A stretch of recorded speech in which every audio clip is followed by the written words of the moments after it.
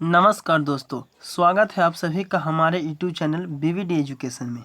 दोस्तों, आज मैं पॉलिटेक्निक, पारा मेडिकल और आईटीआई से रिलेटेड फिजिक्स का पार्ट तीसरा लेकर आया हूं, जो आपके एग्ज़ाम के लिए बहुत ही ज़्यादा महत्वपूर्ण है। दोस्तों, अगर आप इसके पहले का वीडियो नहीं देखे हैं तो आप अपने प्ले लिस्ट में जाएँ और वहाँ से जा करके आप इसके पहले के वीडियो देख सकते हैं, जो आपके एग्ज़ाम के लिए बहुत ही ज़्यादा महत्वपूर्ण होगा। दोस्तों, चलिए शुरू करते हैं हम पहला क्वेश्चन से। पहला क्वेश्चन कह रहा है कि धारावाहक तार कैसा होता है। तो दोस्तों, धारावाहक चाल यानी वैसा तार जिसमें धारा वहन करता है या धारा जिसमें प्रवाहित करता है, वो जो है हमेशा ऋणात्मक आवेशित होता है। यानी इस प्रश्न का सही आंसर आपका ऑप्शन नंबर बी हो जाएगा। आइए देखते हैं हम अगले प्रश्न को। अगला प्रश्न कह रहा है कि निम्न में कौन सा CRT का हिस्सा नहीं है। तो दोस्तों, इसमें से आपका जो गैस प्लाज्मा जो है वो आपका CRT का हिस्सा नहीं है। आइए देखते हैं हम अगले प्रश्न को। अगला प्रश्न कह रहा है कि अतिचालक वह चालक है जिसका शून्य होता है। तो दोस्तों, अतिचालक का आपका जो प्रतिरोध जो है वो आपका हमेशा शून्य होता है। यानी इस प्रश्न का सही आंसर आपका ऑप्शन नंबर सी हो जाएगा। आइए देखते हैं हम अगले प्रश्न को। अगला प्रश्न कह रहा है कि निम्नलिखित में से कौन सा सर्वोत्तम विद्युत चालक है। यानी यहाँ पे जो चार ऑप्शंस दिए हुए हैं, पहला है तांबा, दूसरा है लोहा, तीसरा है एल्युमिनियम और चौथा है चांदी। इसमें से आपको बताना है कि सबसे ज़्यादा विद्युत का चलन किस में होता है। तो वो जो है दोस्तों आपका हो जाएगा चांदी। आइए देखते हैं हम अगले प्रश्न को। अगला प्रश्न कह रहा है कि धारा का वहन करने के समय सुचालक कैसा होता है। तो दोस्तों, धारा का वहन करने के समय सुचालक जो है वो आपका विद्युतीय निष्प्रभावी होता है। यानी इस प्रश्न का सही आंसर आपका ऑप्शन नंबर बी हो जाएगा। आइए देखते हैं हम अगले प्रश्न को। अगला प्रश्न कह रहा है कि विद्युत परिष्करण के दौरान विशुद्ध धातु कहाँ पर एकत्रित होते हैं। तो वो जो है दोस्तों वो आपका कैथोड पर जाकर के एकत्रित हो जाता है। यानी ऑप्शन नंबर डी इसका सही आंसर है। आइए देखते हैं हम अगले प्रश्न को। अगला प्रश्न कह रहा है कि बैटरी के प्रचालन का मूल्य सिद्धांत है। तो दोस्तों, बैटरी का प्रचलन का मूल्य सिद्धांत जो होता है वो आपका उपापचयन होता है। यानी इस प्रश्न का सही आंसर आपका ऑप्शन नंबर डी हो जाएगा। आइए देखते हैं हम अगले प्रश्न को। अगला प्रश्न कह रहा है कि सिलिकॉन क्या है। तो दोस्तों, सिलिकॉन जो है वो आपका अर्धचालक है। यानी सिलिकॉन जो होता है ये आपका उपधातु की श्रेणी में आता है और उपधातु जो होते हैं वो आपको अर्धचालक होते हैं। आइए देखते हैं हम अगले प्रश्न को। अगला प्रश्न कह रहा है कि ओम का नियम निम्न में से किसके बारे में सही है। तो दोस्तों, ओम का नियम जो है वो आपका चालक के बारे में सही है। यानी इस प्रश्न का सही आंसर आपका ऑप्शन नंबर सी हो जाएगा। आइए देखते हैं हम अगले प्रश्न को। अगला प्रश्न कह रहा है कि ठोस अवस्था में विद्युत धारा प्रवाहित करने वाले पदार्थ कौन सा है। तो दोस्तों, ठोस अवस्था में विद्युत धारा प्रवाहित करने वाला जो पदार्थ है वो आपका ग्रेफाइट है। ग्रेफाइट दोस्तों, जो हम लोग पेंसिल जो यूज़ करते हैं, तो जिस पेंसिल का जो वो आपका लीड होता है जिससे हम लोग लिखते हैं वो आपका ग्रेफाइट होता है।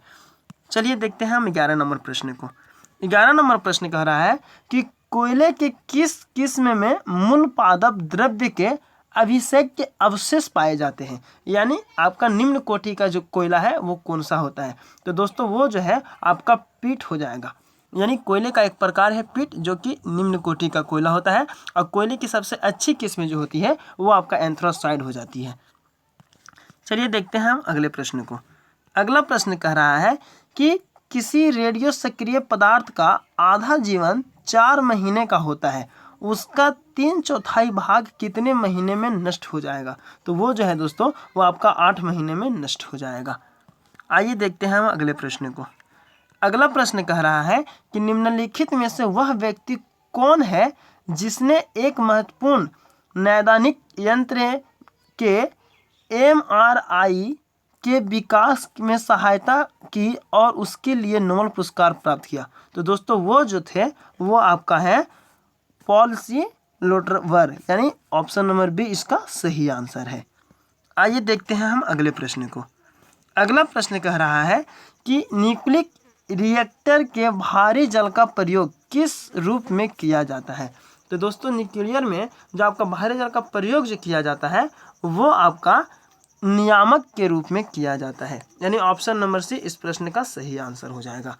आइए देखते हैं हम अगले प्रश्न को। अगला प्रश्न कह रहा है कि परमाणु रिएक्टर में प्रयुक्त ईंधन है। तो दोस्तों परमाणु रिएक्टर में प्रयुक्त यानी उपयुक्त में आने वाले जो ईंधन होते हैं वो आपका हो जाएगा यूरेनियम। आइए देखते हैं हम अगले प्रश्न को। अगला प्रश्न कह रहा है कि नाभिकीय रिएक्टरों में ग्रेफाइट का प्रयोग किया जाता है। तो दोस्तों नाभिकीय रिएक्टर में ग्रेफाइट का प्रयोग जो किया जाता है वो आपका विमंडन के रूप में किया जाता है।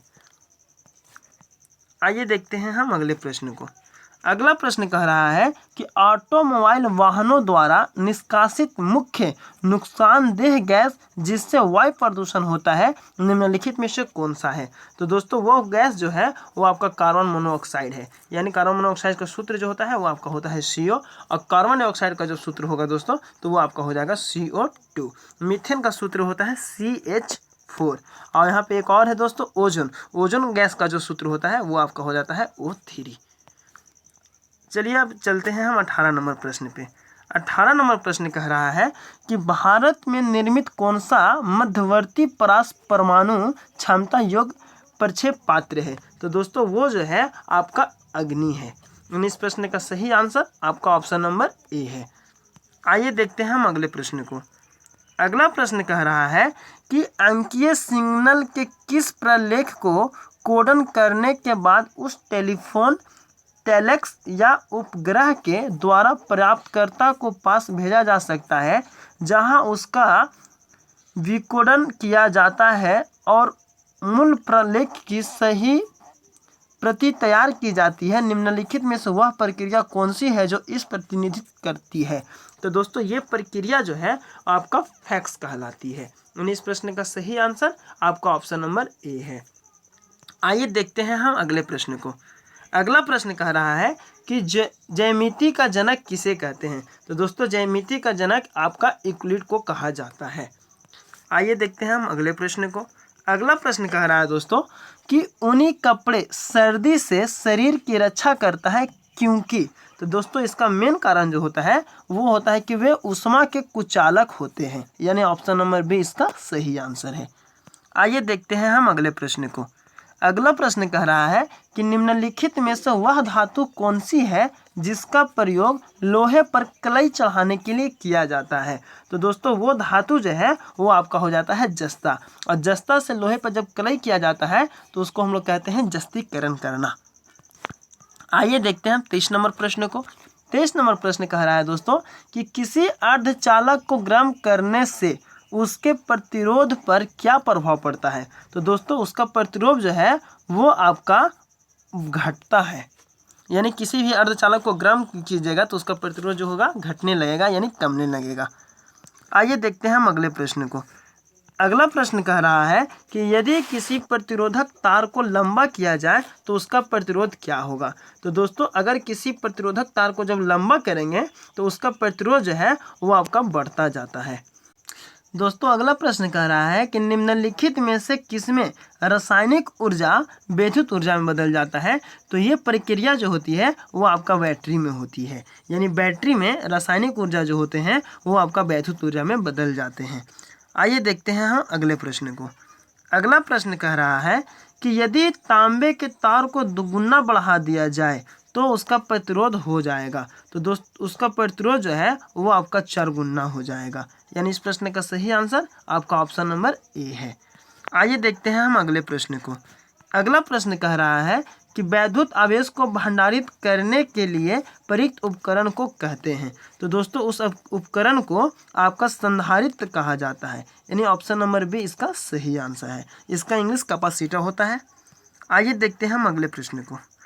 अगला प्रश्न कह रहा है कि इलेक्ट्रॉनिक परिपथ में डीसी को ब्लॉक करने के लिए निम्नलिखित में से कौन सा परिपथ अल्टीमेट प्रयोग किया जाता है। उस प्रतिरोध में कौन सा एलिमेंट का प्रयोग किया जाता है। तो उसका सही आंसर जो हो जाएगा दोस्तों वो आपका हो जाएगा धारिता। यानी ऑप्शन नंबर बी। आइए देखते हैं हम अगले प्रश्न को।